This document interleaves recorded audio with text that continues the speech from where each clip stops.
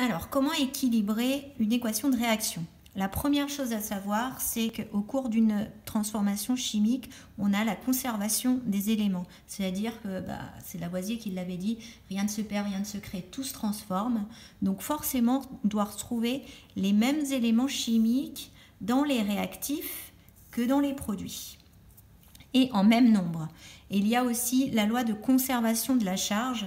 Lorsqu'on équilibre une équation de réaction où des ions interviennent, il faut également vérifier qu'on a la même charge électrique pour les réactifs que pour les produits. Alors, on va partir de cet exemple en suivant la fiche méthode que je vous ai distribuée. Donc, l'exemple qu'on nous donne, c'est C2H6O, c'est l'éthanol qui réagit avec le dioxygène. Bon, c'est une combustion, on fait brûler de l'éthanol.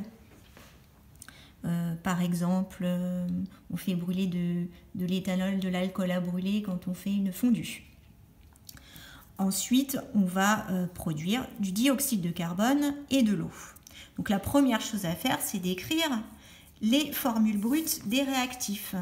Donc on va écrire C2H6O plus O2, le dioxygène, il y a 2 atomes d'oxygène, le CO2 pour le dioxyde de carbone et H2O pour l'eau.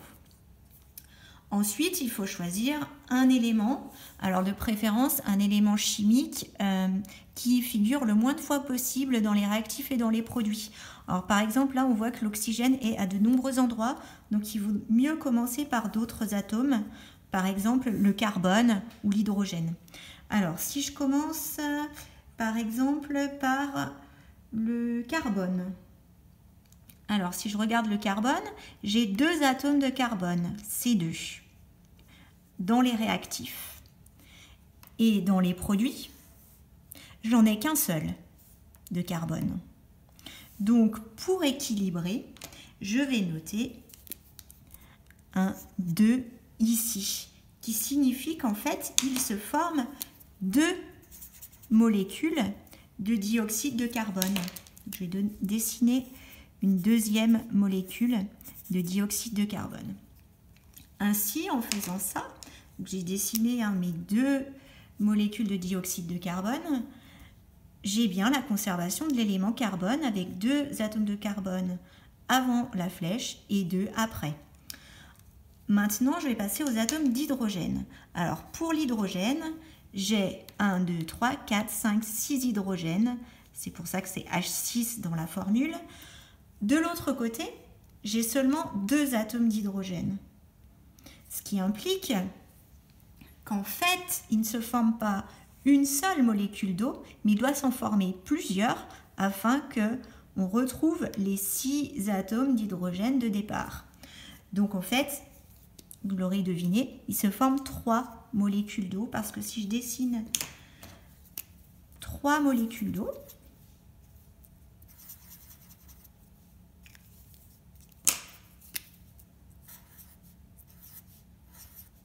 donc là j'ai dessiné 3 molécules d'eau, avec ces 3 molécules d'eau, j'ai bien mes 6 atomes d'hydrogène. Voilà, donc maintenant on a équilibré pour les carbones les hydrogènes, il nous reste à réfléchir pour l'oxygène. Alors, pour l'oxygène, de ce côté-là, j'en ai seulement 3.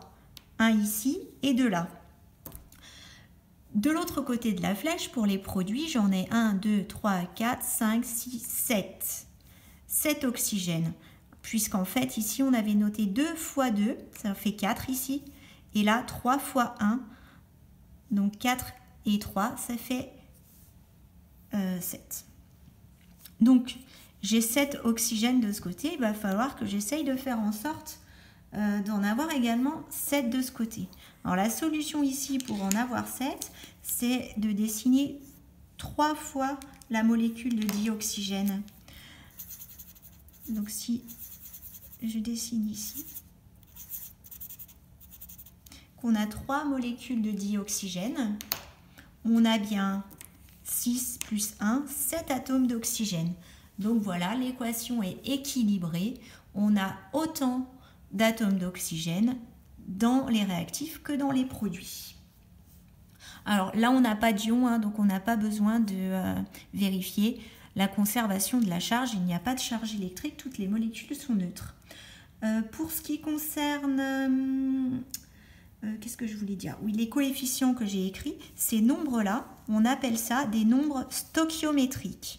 Et vous voyez que ce sont des nombres multiplicateurs. Donc, il signifie qu'à chaque fois qu'on a une molécule d'éthanol qui réagit, elle réagit avec 3 molécules de dioxygène qui sont dessinées ici. Et les atomes vont donc s'arranger différemment, les molécules, certaines liaisons se défont et les atomes vont aller s'accrocher différemment pour former de nouvelles molécules. Et là, on va avoir 2 molécules de dioxyde de carbone qui se forment et 3 molécules d'eau, H2O, qui se forment. Donc attention, hein, les nombres là sont des nombres multiplicateurs.